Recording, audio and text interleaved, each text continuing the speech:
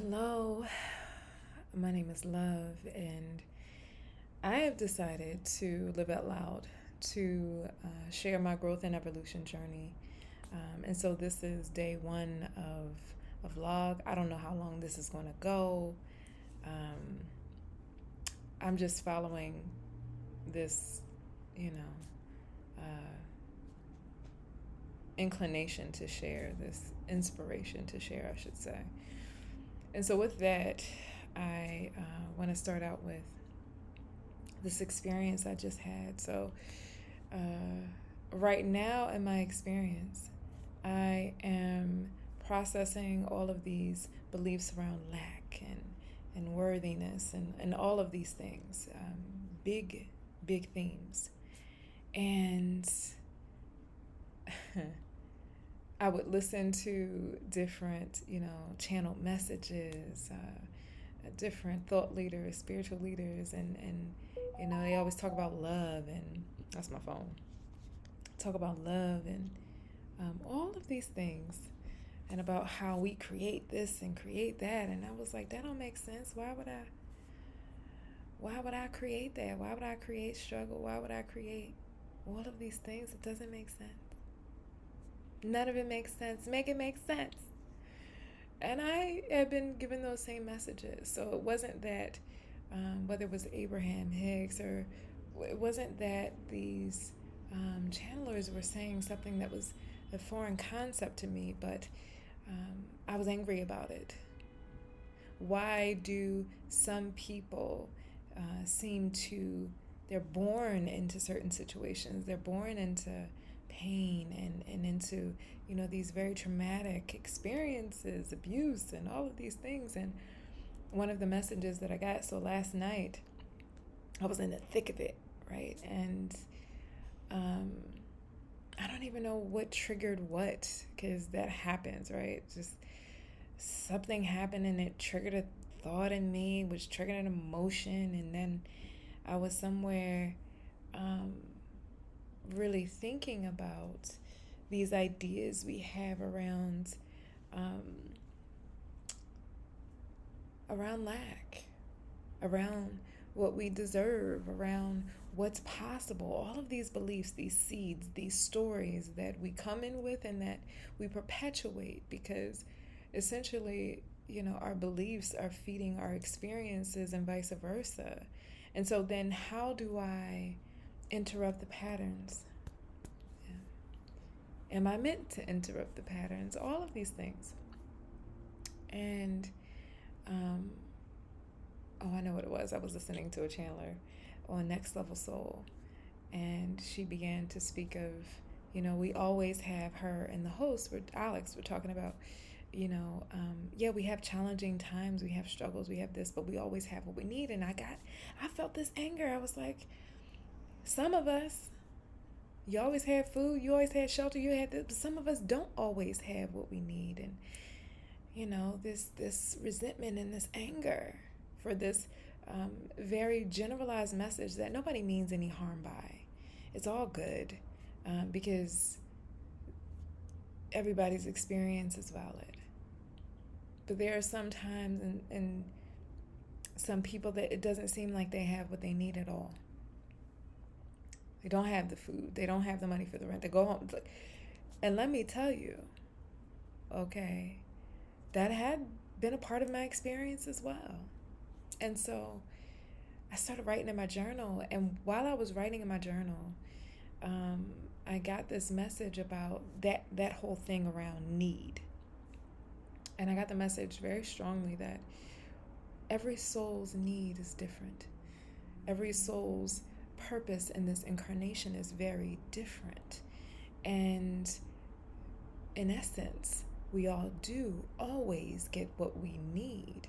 But even our concept of that is skewed based upon what we've accepted from the collective, right?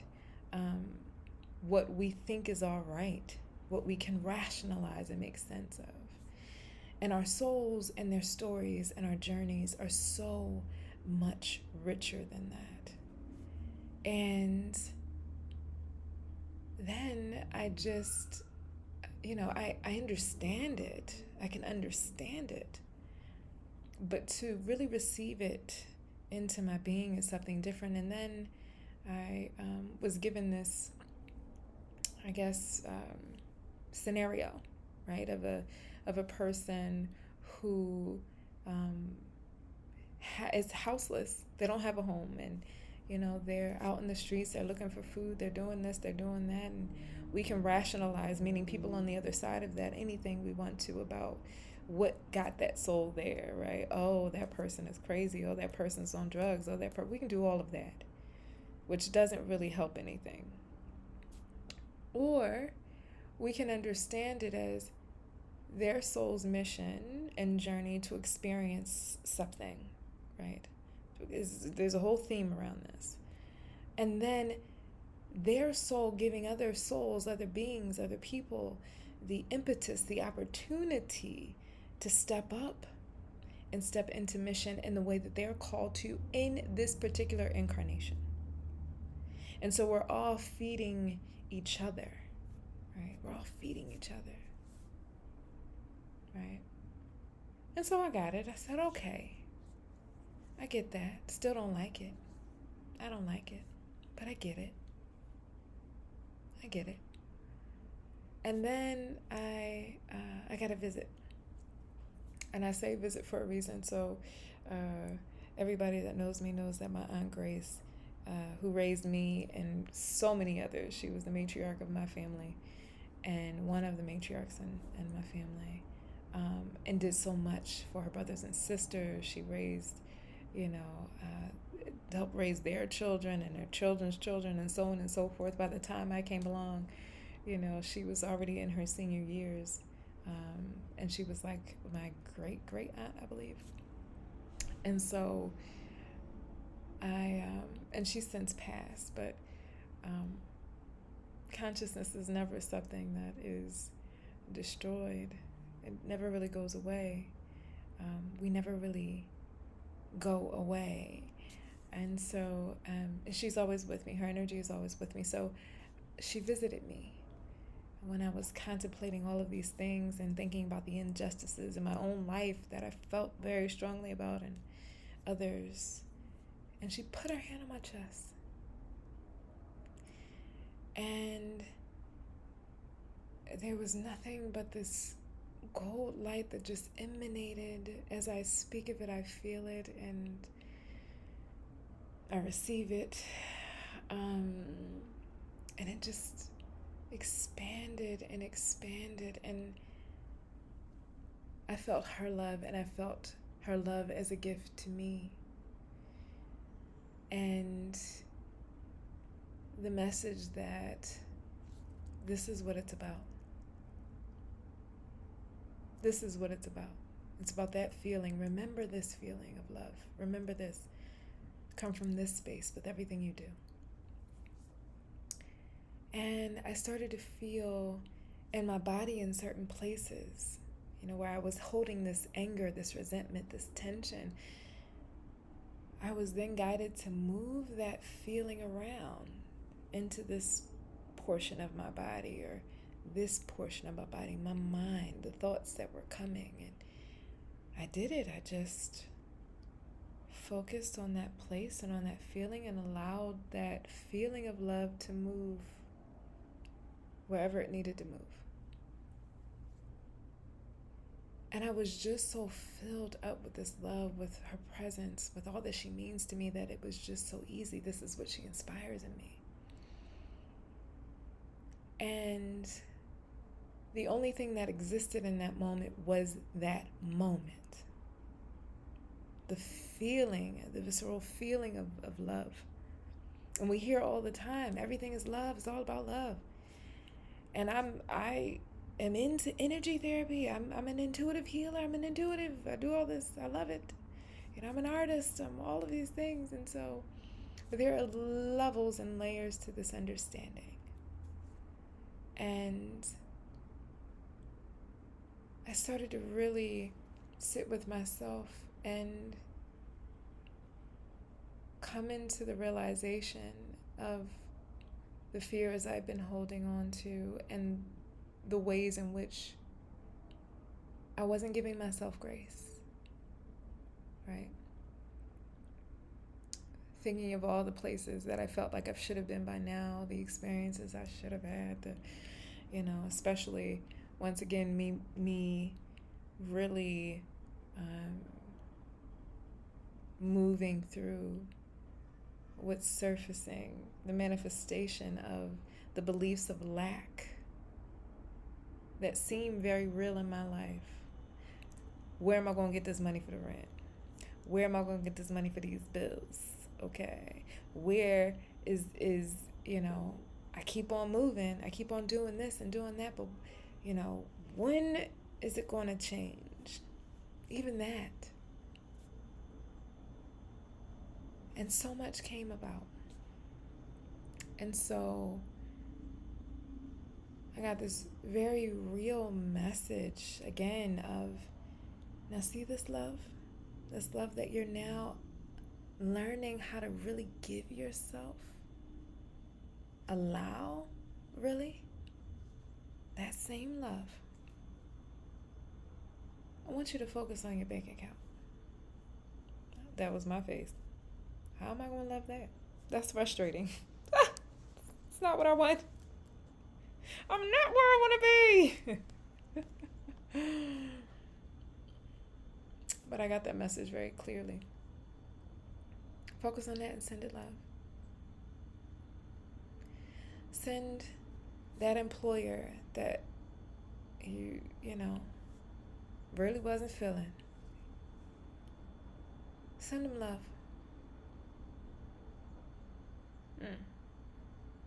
So I began this process of, okay, now I know how to move it around in me, and I know, I get it. Really, really in a different way. All right, let me love on my bank. Let me love my bank account. Let me love that job, that boss. Okay, all right. Okay, I get it. Thank you. I get it. Thank you. This new perspective that I can process intellectually before, somehow it became different. And I began this process of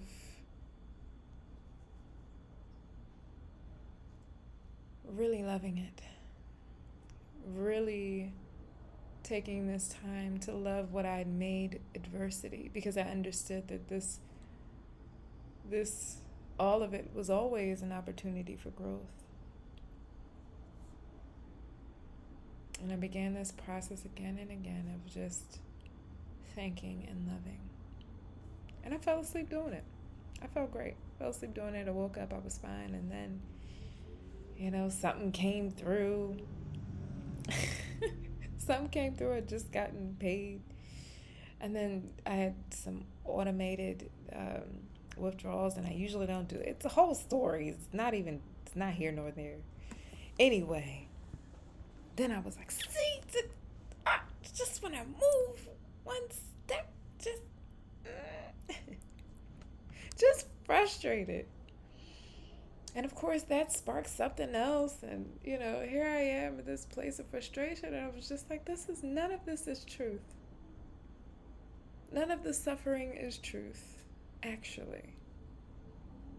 We'll get into that later. None of it is truth. The truth is that feeling. Is that feeling. Remember that feeling of love that you had. Let's go back to that place. So I sat and I grounded, and I did all those things, and I started to send it love. I started to be grateful for this catalyst for growth. Now how I grow and where I go and all that kind of stuff, honestly, that's neither here nor there. I'm just focused on that moment, on the moment. That's it. And it felt good. It felt good to really be in that space of appreciation and love. And it's interesting how it shifted from the I don't want to. I started to realize all the different types, a lot of the different types of resistance I had to accepting a different story about life, about what my life is, about what it can be, about the possibilities that exist for me, about the limitations that I didn't realize I had around my value, what it is that I share, what it is that I contribute, really. And also knowing that none of those things, they're great, right? They give us impetus, our contributions, what we do, but they are not us. We make our jobs, we make, our positions, we make so many things us. And it's all okay. But we're bigger than all of it.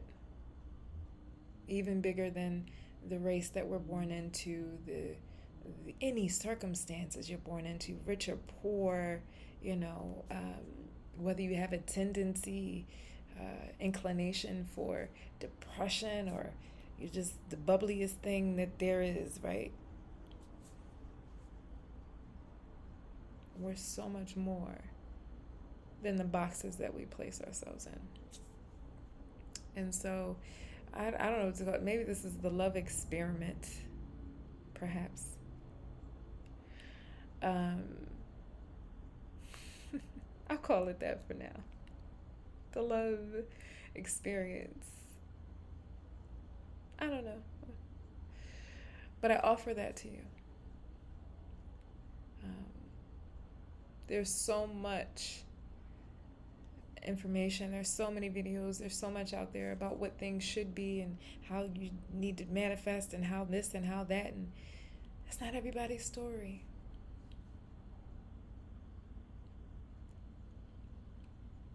I'm learning